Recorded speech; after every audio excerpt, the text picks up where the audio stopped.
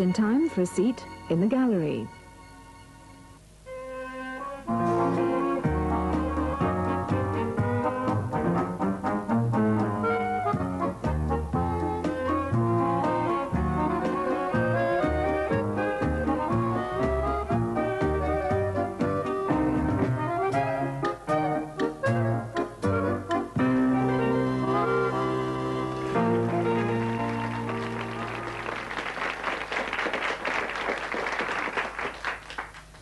Welcome to another edition of Gallery, in which our two panels will identify and discuss paintings which can be seen in British galleries, museums and stately homes. The two regular chairmen of our panels are Frank Whitford, lecturer at Cambridge University, visiting tutor to the Royal College of Art, and perhaps more surprisingly, a cartoonist for the Sunday Mirror. Our other chairperson is Maggie Hamling, one of our most penetrating and imaginative portrait painters. On Frank's team this week, we have Francis Convery, a postgraduate art student at Edinburgh University. Before taking his first degree in painting and producing works like this, Francis spent 6 years on the Clyde as an engineering apprentice. And the actress, Joanna Lumley, whose smile could cut sapphire or melt steel, and who's a fine painter herself. Well, now to our first painting for identification by Frank's team on this occasion. We're going to start off by looking at a tiny detail from this picture. Well, there's no problem, is there at all? It's the Van Eyck in the National Gallery of the Arnolfini marriage. A great problem picture in lots of ways, because, well, for all sorts of reasons which actually are probably too complicated to go into here. Well, before we get terribly complicated, may I say you're absolutely right, of course. So let's have a look at the whole picture. There it is, and let's give you 10 marks. 5 for knowing the name of the painting, and 5 for knowing the artist. Why is it so complicated? Well, it's very complicated because nobody quite knows precisely for which purpose it was painted. I think the... As opposed to hang on the wall, you mean? Well, as opposed to hang on the wall. Yes. The most interesting theory is that it is actually a marriage certificate.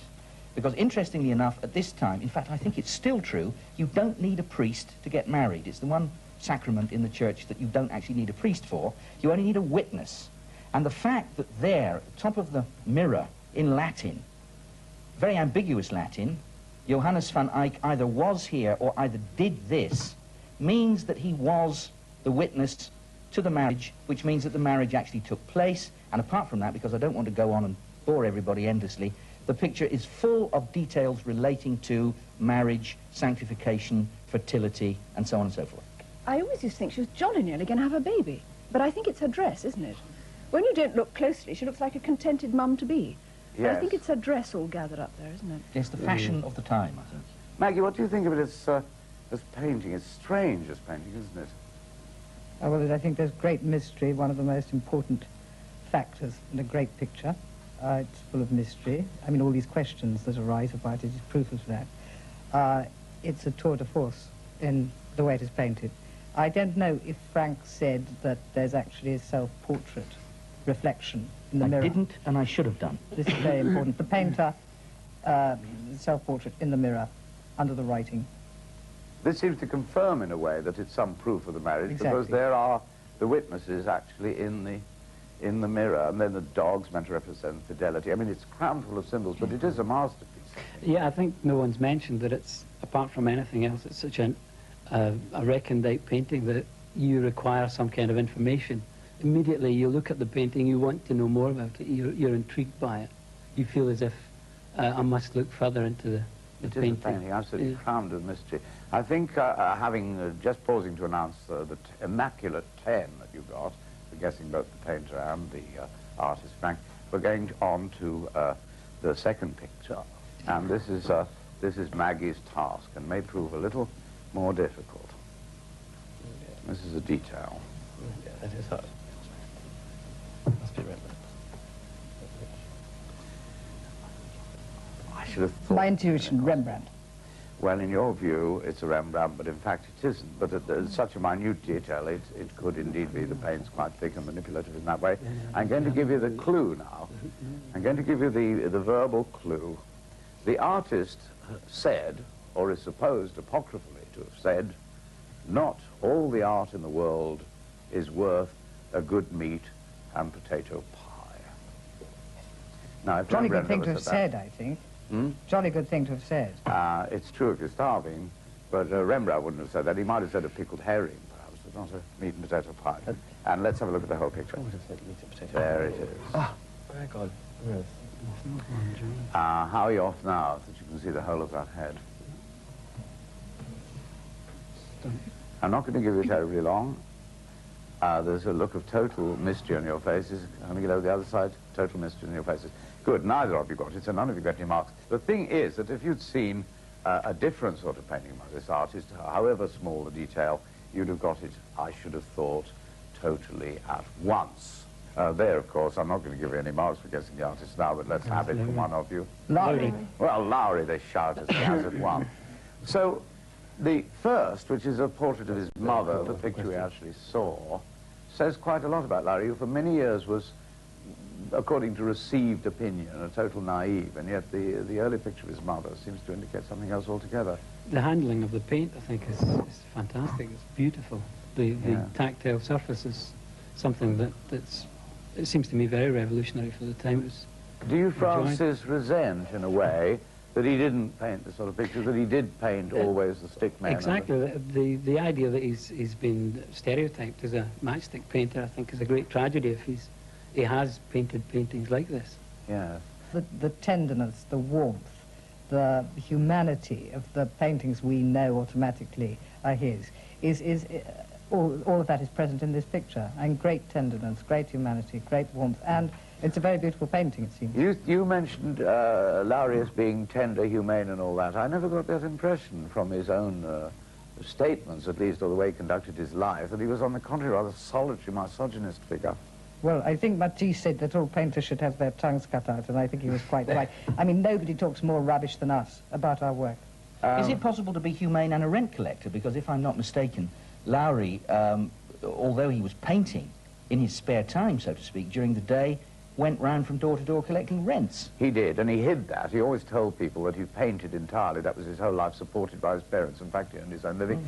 He was such a mythomaniac, and such a strange creature. For instance, as far as one knows, he was a virgin the whole of his life, him. And yet, he always had, as an accomplice, as someone to go around with, an art student or a young girl who was interested in work, who insisted dressed up to the nines, you know, with long false eyelashes and a great deal of makeup on him. He was a great contradictory figure. He invented his own landscape, that's for certain. I mean, one sees such a landscape, one says that is a Lowry in a way, doesn't one? And I think that is the definition of a very considerable artist. If an artist so presents a particular sort of scene so that it is impossible to see that scene other than through his eyes, then he's a considerable artist. Well, yes, let's go on now. Now, this time, as far as I can recall, it's your turn, Frank. And the turn of your team are allowed to confer, of course. The score at the moment is 10-0, nothing added during the last round. That's very promising. Here for our is, side. it's very promising, but it can easily be overturned.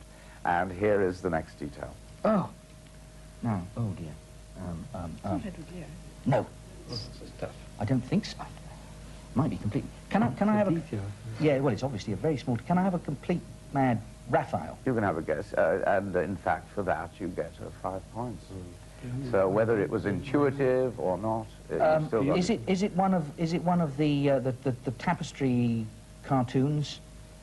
There's a lake, water, miraculous draught of fishes. You're absolutely right. For that, you get another 5 points. You have done extraordinarily well. Of course, as a cartoonist, naturally, you recognise it's a cartoon. Yes, well, I don't think anybody ever laughed at this particular sort of cartoon, did No. Well, here it is. It hangs in the Victoria and Albert Museum, together with many others, and they were drawings, I think, for tapestries, and they were reversible.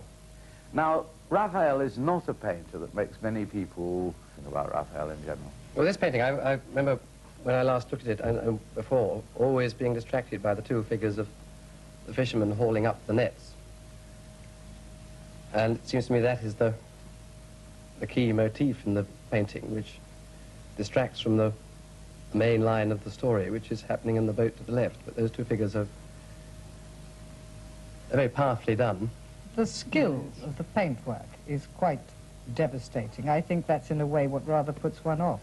It almost comes between. I'm sure he had as many feelings as the rest of us, but somehow this absolutely dazzling skill with the paint itself somehow comes down between the subject and the viewer for me. I think it's got a flaw. I think the boatman, the chap with the punting pole, has got his pole in a jolly awkward position. Well, he And certainly if I'd hasn't. done that, I'd have suddenly just rearranged the pole.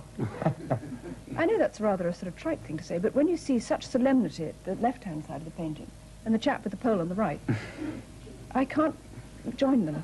I shall never look at the painting or the cartoon in the same way again. From now on, the fisherman on the right would be saying, whoops. All right, well, let's go on to the next one. The score, by the way, is due to a series of accidents. 20 for you. I beg your pardon. naught for you. Very unfair. Let's have a look at the next detail, which goes to Maggie. Turner must be. Yes. Oh, yes, must be Turner? Yes. Turner? No, not Turner. Not Turner. Any ideas in the rest of the team, Maggie? Cézanne. You don't really think that's a Cézanne, do you, Maggie? It could be.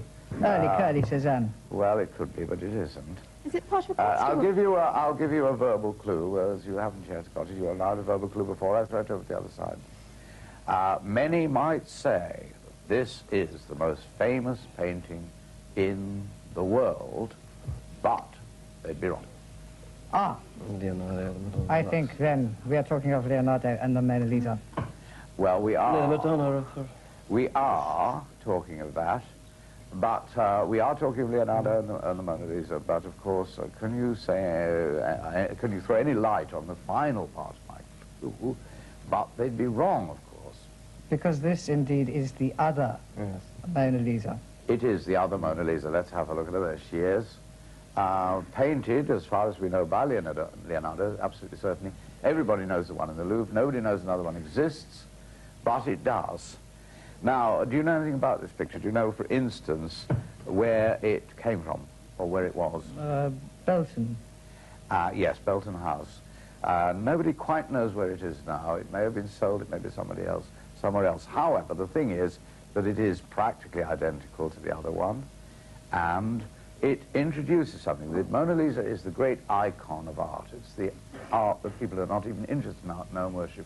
Now, there are two of them. Does this alter the image? Does it reduce it or cut it in half because there are two identical images? Does it depend on the one that we knew about to make it just as mysterious as it was? No. Well, for myself, the fact of this other picture in no way denigrates the one in the Louvre. No. And I would like to say at this point that however much of a cliched picture or image this has become, because practically everybody knows it, for me, the Mona Lisa, the one I know in the Louvre, has, again, great mystery, which is one of the most important and vital factors in a work of art. The trouble is, of course, that this image has become so cliched over the years that it's, speaking as a mere art historian, it's virtually impossible for me to look at it in anything like the fresh frame of mind that one needs to look at and appreciate a work of art. But the thing is, if you go to the Louvre, you can't see it. It's now in such a arrangement of metal boxes and glass. reflecting glass. And there's such a queue of people with those things you get so you can see the Pope in crowds or something. Do you know what I mean? Yes. With things. Well- Peering and flashing and cameras, and the thing to do is to drift right away from it, and thank goodness there's another. I think for some reason, one cannot see it totally unmoved, at least I can't, despite appearing on tea towels and lavatory paper and teacups and everything else, and with a moustache. It's something very weird about it. Let me tell you the score now. You are still 20, but you're catching up fast, Maggie, with your team. You are now 10. And this time, I believe it's your turn, Frank. And we go on to another picture. Detail first. Well, it could be, but yes, we're thinking sort of, but it's a little bit too dry for Manet. What do you think? You're thinking of Manet, are you? We are, but we aren't. Colour. Yes, you are, but you aren't. I You're think the very answer wise. is that we don't know. Huh? I don't know. Let's have a quick Confirm. Have a quick No. stare. Pissarro. Pissarro. Jolly good. Is that right? Yes. I'm amazed. Well, you could have said Sisley, couldn't you? We could have said But you Sicily. didn't. We could have said almost anybody. I Now, suppose, you for get that job. 5 for that. But I wonder if you could tell me what the title is. Sunday afternoon on the Bois de Boulogne. How very fascinating you should call it that, because that's exactly what it isn't. It's up in Norwood or something. Yeah, exactly. Is it up in Norwood? It's called the Route to Sydenham. One of the interesting... A road in Sydenham. and there's something to me rather odd about these painters of light and atmosphere coming to, well, dare I say, boring old London. But then, of course, they turn it into absolute magic, don't they? Nicky Roberts, does it make any difference to Sydenham instead of some exotic little French village or the outskirts of Paris? Less, and That's yet it's right. extremely artful because it takes a great deal of planning and sophistication to compose a painting so that it looks as though it isn't composed, so that it looks as though he just sat himself down and painted exactly what he saw. Yes. But of course, that's not what happened at all. And I think as time goes by and the more one knows about these paintings, even the idea that they sat down and painted it all at one sitting is no longer tenable. We're going on to the last full picture we're going to look at, because after this we're going to have a series of quickies. And here it is. Here's a little detail from it. And it is, I believe, Maggie's turn. Absolutely. What is that? Well, my whole inclination is to say Elizabeth Blackadder, but I'm sure that's wrong. I wouldn't say Elizabeth Blackadder if I was you. No, I'm not saying it. Yes, I know you aren't. It was just, you were inclined to say it. I was just inclined, yes. Yes, but I would say nothing if you're going to say her. Well, we have an idea from our very bright student that Oh. it might be Paul Clay. Well, you'll feel it. Here is the verbal clue now. Now, if you don't get it from the verbal clue, it's going over to the other team, and there will be a lot of weeping and wailing and gnashing of teeth. It's such an easy one, although it's a difficult detail from it. His brother was the mayor of a town It's in David, Yorkshire. it's David. Well of course. done, it's David Hockney. Let's move out on it. It was rather a cunning detail to choose, wasn't it? But once you see the rest of it, a young man soaping himself. I wonder if you would like to tell me, if you can, the title. You get, of course, 5 for guessing the artist. It's pretty obvious. Boy in a shower. He's not that young, is he? Man in a shower. Oh, quite right. I'm going to give you 5 points for that. I feel so sorry. I'll give you 5 points for that. But you got Hockney and you got it was called Man in the Shower. Now then, what have we got to say about Mr. Hockney, the best-known living painter, no doubt, in this country and probably in most of the world? This is a sort of transitional period, isn't it? Joanna, do you like the work of Hockney in general or in particular? In general, I do, yes. Do you like this particular This particular one I period? like, yes. I saw the book he illustrated about China, and I was molto disappointado from that one. I thought it was Yes. very dull and scratchy. But that, I think, is just fresh and nice, and I know exactly what the shower's like and how hard the water's pouring out on that boy's back, who, incidentally, has been out in the garden. It's probably May the 27th, because he's just got a bit of a tan from mowing the lawn. I think Hockney actually is desperately overrated. Even though he shines by comparison with most of his contemporaries, I find him rather slick, I find his style meretricious, I find most of his subjects deeply uninteresting, and I'm not really sure what all the fuss is about. I must take the opposite view. He has the liveliness of his work, the delight in his work. I mean, I think it's impossible to look at a Hockney without feeling that sense of his delight, both in looking at his subject and in making his subject for us. Great delight, great vitality. And I think it's terrific that a painter becomes a household name, as he has indeed become. And he's somebody all the time who moves on, all the time experiments, which, as a painter, I fully agree with. I think that I tend to take Maggie's view more. I mean, I don't think all Hockney's equal. No. And as Hockney is constantly experimenting, he sometimes does something that is really very, very bad. But the marvelous thing is that he has the courage to reject the successful formula that he's reached and to reject him to try something else, even if it's a failure. Right. Maggie's team, through no fault of its own, I may say, got some of the tougher ones, has got 20 points. And Frank, on the other hand, has got 25. But all this can be put right in an instant. Because we are now going to have a series of quickies, all of them in this case of nudes. And all I want to know is the name of the painter. We're going to start with Francis. And now we are going to see the first one. And I'm going Not to sure, count 5. not sure, but Cranach. Cranach is right. The Nymph of the Fountain and the Walker Art Gallery, Liverpool, 5 points. Next, Frank. Alma Tadema.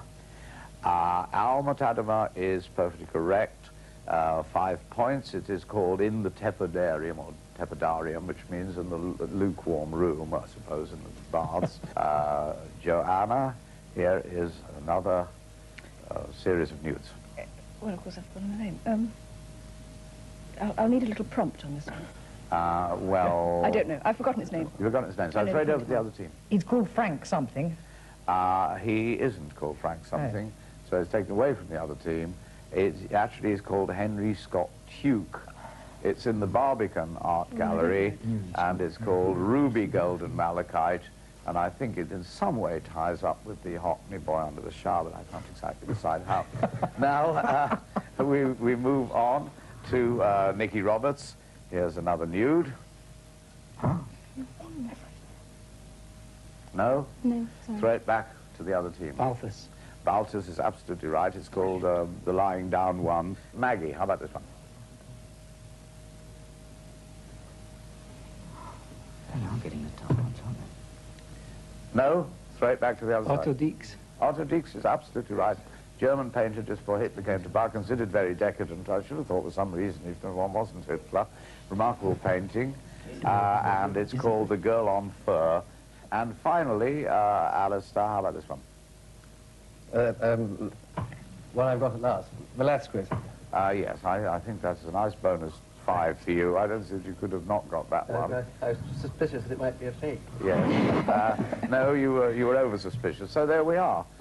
Here we have the scores. On this occasion, although it varied on other occasions considerably, Frank, your team have got 45, and Maggie, your team have got 25, but that's the way the artistic cookie crumbles.